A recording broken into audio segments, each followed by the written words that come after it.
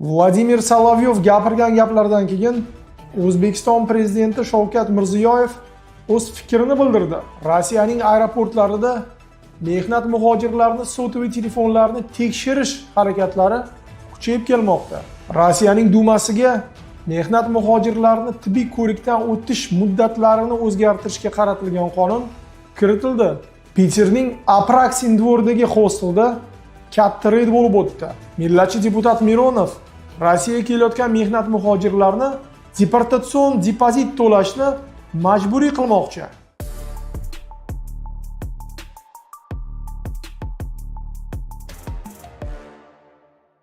Assalomu alaykum hurmatli do'stlar. Bugun 18-yanvar va odatdagi yangiliklarimizni boshlaymiz.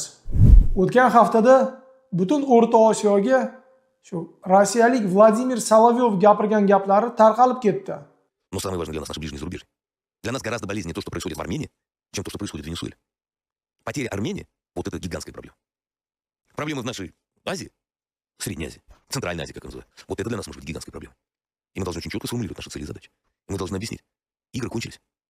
Плевать на международные правила, международный порядок. Если нам для нашей национальной безопасности необходимо было начать СВО на территории Украины, почему, исходя из тех же самых соображений, мы не можем начинать СВО и в других точках нашей зоны влияния? Bu gaplar gapirilgandan keyin tabiiy hol butun O'rta Osiyoda bu gaplarga odamlar o'z e'tirozini bildirishni boshlashdi. O'z o'rnida Armaniston Rossiya hukumatiga o'z e'tirozini rasmiy yubordi.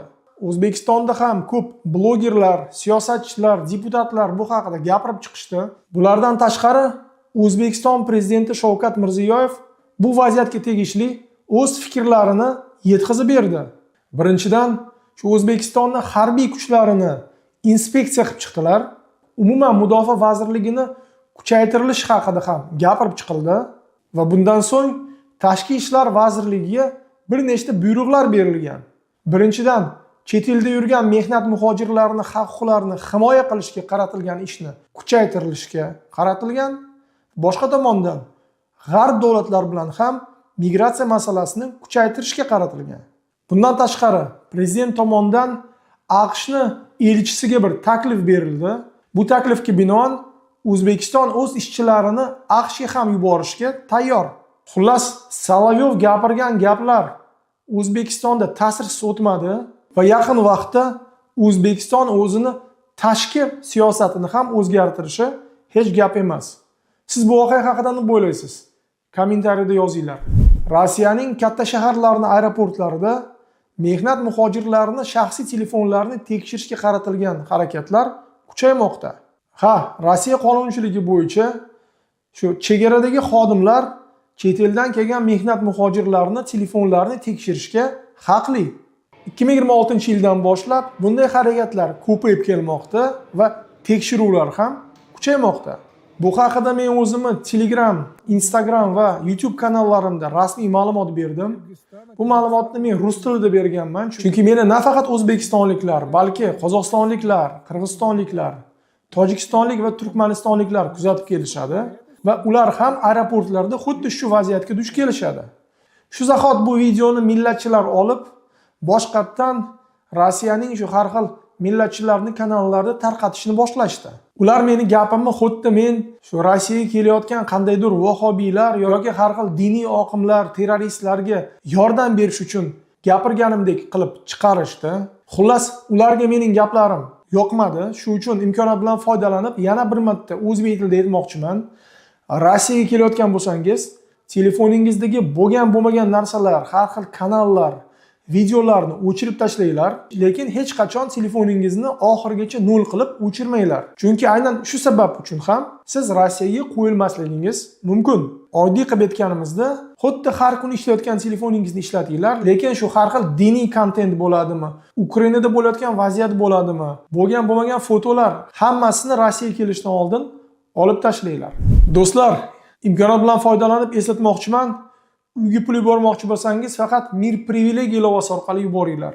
Pul yuborganingizda promokod o'zbek tersangiz, shunda siz Rossiyadagi Saxovat fondiga yordam berasiz. Xo'sh, shu yerdan ссылка chiqadi, yuklab olinglar va yaxshilikka ishlatinglar. Rossiyaning LDPR partiyasining millatchilari Dumaga mehnat muhojirlarini tibbiy ko'rikdan o'tish muddatini qisqartirishga qaratilgan bir taklifni kiritishdi. Eslatib o'taman, hozir Rossiyaga kirayotgan mehnat muhojirlar 90 kun ichida tibbiy ko'rikdan o'tishlari majbur. Va mana bir yildan ko'p bu qoidalar qo'llanmoqda va ko'pchilik bu qoidalarga rioya qilib, o'z vaqtida tibbiy ko'rikdan o'tishmoqda. Mana endi bu ham yoqmadi millatchi deputatlarga va ular endi tibbiy ko'rikdan o'tishga berilgan 90 kunlik muddatni ham 30 kungacha qisqartirishmoqchi. Ularning fikri bo'yicha mehnat muhojirlarga juda ham ko'p vaqt berilmoqda, 90 kun juda ham ko'p. Shu 30 kun ichida ular tibbiy ko'rikdan o'tishlari shart. Eslatib o'taman, bundan tashqari shu tibbiy markazlarga, kasalxonalarga yangi bir talab qo'yilgan. Ular nafaqat mehnat muhojirlarining sog'lig'ini tekshirish kerak, balki bu ma'lumotlarni tezkor ravishda Ichki ishlar vazirligiga yuborishlari kerak. Xullas, bu qoida qabul qilinsa nima bo'ladi? Birinchidan, Rossiyaning o'zini kasalxonalari, tibbiy markazlari ancha qiynalishadi. Chunki bittada ko'p odamlar kelib tibbiy ko'rikdan o'tishga harakat qilishadi. Buni to'g'ri tushunishingiz uchun, masalan, ilgari odamlar bir oyga yoki 1,5 oyga Rossiyaga kelgan bo'lsa, bir qandaydir shaxsiy ishlari bilan yoki qarindoshlarining yoniga, ular bunday tibbiy ko'rikdan o'tishmasdi. Hozir esa aynan 30 kunga kelganlarga ham ular tibbiy ko'rikni o'rnatishmoqchi. Eslatib o'taman, bundan tashqari 2026-yilda ular shu straxovoy polislarni ham olishni majburiy qilishmoqchi. Xullas, hamma shu g'oyalarni bitta joyga yig'sak, tushunishimiz mumkin. Aynan Rossiyada yurgan mehnat muhojirlarni shu tibbiyot tomonidan huquqlarini ancha qisqartirishga qaratilgan va mening fikrim bo'yicha bu qonun qabul qilinishi ehtimoli juda ham baland. O'tgan hafta Rossiyada katta reydlar bo'lib o'tdi. Masalan, Sankt-Peterburgda Apraksin dvorida katta reydlar bo'ldi. Reyd natijasida 112 ta chet el fuqaronining hujjatlari tekshirilgan. Ularning ichida 45 tasiga nisbatan ma'muriy protokollar tuzilgan.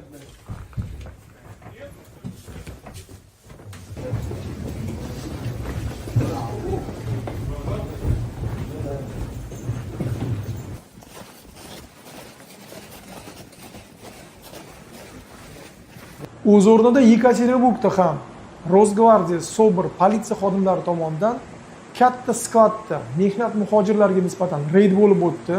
Bu yerda 81 ta o'zbekistonlik va tojikistonlik mehnat muhojir aniqlangan. Ular bu yerda baliq sexida ishlashgan va natijada bularning ichidan 41 ta mehnat muhojir Rossiyadan vidvareniyga ega bo'lishdi. Kurgansk oblasining Ichki ishlar vazirligi ham o'z faoliyati haqida ma'lumot berishdi. Bayram kunlari doirasida Kurganning o'zida katta reyd bo'lib o'tdi. Reyd natijasida 107 ta O'rta Osiyolik davlatlarning fuqarolarining hujjatlari tekshirilgan va tekshiruv natijasida 10 ta o'zbekistonlik va tojikistonlik mehnat muhojir Rossiyadan, aynan Kurgansk oblasidan vidvareniya bo'lishdi. Xullas, ko'rib turibmiz, 2026-yil boshlandi va reydlar, tekshiruvlar tamom bo'lmayapti. Xullas, siz ham hozir Rossiyada ishlab kelayotgan bo'lsangiz, ehtiyot bo'linglar, o'z hujjatlaringizni yoningizda olib yuringlar. Hujjatlaringiz joyida bo'lmasa tartibga keltiringlar va xudo saqlasin bir qandaydir salbiy vaziyatga tushib qolsangiz, bizning yuridik idoramiz haqida unutmanglar. Bizning idoramiz Rossiyada 2012-yildan boshlab o'z faoliyatini yuritmoqda. Bu yillar davomida minglab mehnat muhojirlariga biz har xil og'ir vaziyatlarda yordam berganmiz. Hozir ekranda murojaat uchun telefonlar chiqadi. Hozirgi zamonda bu telefonni albatta saqlab qo'yinglar. Rossiyaning tergov qo'mitasining rahbari Bastrykin endi Chelyabinsk oblastida Kapeysk shahridagi shu noqonuniy avashniy lavkani yuritgan shaxsga nisbatan jinoyat ishini qo'zg'atishga qaror qildi va bu ishni o'z nazoratiga oldi. To'g'risi, bu yangilikni o'qiganimdan keyin ko'zlarimga ishonmadim. Tasavvur qiling, butun Rossiyani tergov qo'mitasining rahbari bitta bir Chelyabinsk oblasining kichkina shaharidagi qishloq xo'jalik mahsulotlarini sotayotgan bir chet el fuqaroga nisbatan jinoyat ishini o'z nazoratiga olmoqda. Nahotki shunchalik mayda, ma'muriy ishga tortadigan voqealarni ham tergov qo'mitasining rahbari o'z nazoratiga oladi. Men niyat qilardimki, Rossiyaning tergov qo'mitasining rahbari birinchi bo'lib mehnat muhojirlariga bo'layotgan noqonuniy harakatlar, bir xil vaziyatlarda ularni reyd natijasida o'ldirilganliklar va shunga o'xshagan hodisalarni o'zining shaxsiy kontroliga olsa, menimcha yomon bo'lmasdi. Siz nima deb o'ylaysiz? Kommentariyada yozinglar. Dumani millatchisi Sergey Mironov yana bir g'alati g'oya bilan chiqdi. Bu g'oyaga binoan Rossiyaga kelayotgan chet el fuqarolar maxsus yaratilgan deportatsion depozitga pul to'lashlari kerak va Rossiyadan chiqib ketgandan keyin bu pullar ularga qaytarilishi kerak. Bunga asos bo'lganligi Rossiyaning shu Moliya vazirligining rasmiy ma'lumoti 2025-yilda chet el fuqarolarini deportatsiya qilish uchun Rossiya byudjetidan 900 millionga yaqin mablag'lar ishlatilgan. Buni ko'rib, millatchi deputat bu xarajatlarni chet el fuqarolar o'zlari to'lashligi haqida gapirib chiqdi. Uning so'zlari bo'yicha, kelayotgan yilda mehnat muhojirlarini deportatsiyaga qaratilgan xarajatlar 1 milliarddan oshadi. Shuning uchun bu xarajatlarni ham mehnat muhojirlarining bo'yniga qo'yish kerak. Albatta bu g'oya ham shu millatchilarga yoqaman deb kiritilgan, chunki hech qachon Rossiyada bunday to'lovlar kiritilmaydi. Chunki Rossiya qonunchiligi bo'yicha aybi yo'q odamlarga bunday talablarni qo'yish noqonuniy. Xullas, bugungi qonunchilik bo'yicha bunday takliflar o'tmaydi, lekin yil endi boshlandi. Endi Xudo biladi, Rossiyada qanday qonunlar yana yaqin vaqtda qabul qilinishi mumkin. Ha do'stlar, eslatib o'taman, sizlarga aviy chipta kerak bo'lsa, Uzmigrant aviadan sotib olinglar. Hozir ekranga telefonni chiqarib qo'yamiz va bu yerga yana ssilkani ham qoldiraman. Bu yerda siz posredniklarsiz Primoy aviakompaniyalaridan biletni sotib olishga imkoniyatga ega bo'lasiz. Do'stlar, bugungi yangilarimiz shu loyihalardan iborat. Meni ko'rganingiz uchun katta rahmat. Kommentariy yozinglar va podpiska bosib qo'yishni unutmanglar. Sog' bo'linglar, hurmatli vatandoshlar.